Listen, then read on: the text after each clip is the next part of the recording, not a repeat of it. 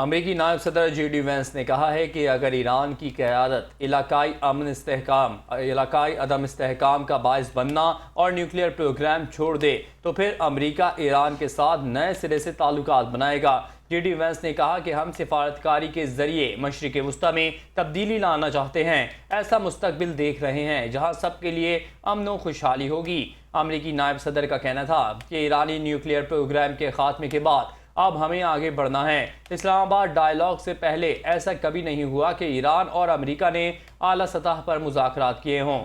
Switzerland میں پاکستان کی ثالثی میں ایران سے مذاکرات کے آغاز پر جے ڈی وینس نے کہا کہ امریکی صدر ٹرمپ نے نئی شروعات کی ہدایت کی ہے اور کہا ہے کہ ایرانی عوام سے تعلقات بہتر بنائیں۔ بحران کے خاتمے، امن و ترقی کی شروعات کے لیے اہم دن ہیں۔ ان کا کہنا تھا کہ اگر ایران کی قیادت علاقائی عدم استحکام کا باعث بننا اور نیوکلیئر پروگرام چھوڑ دے تو پھر امریکہ ایران کے ساتھ نئے سرے سے تعلقات بنائے گا۔ دوسری جانب امریکی نائب صدر نے وزیر اعظم میاں محمد شہباز شریف اور فیلڈ مارشل حافظ سید عاصم منیر کی تعریف کی اور کہا کہ اگر فیلڈ مارشل کی حکمت عملی نہ ہوتی تو شاید ہم یہاں نہ ہوتے۔ فیلڈ مارشل ایک عظیم ملٹری لیڈر ہے۔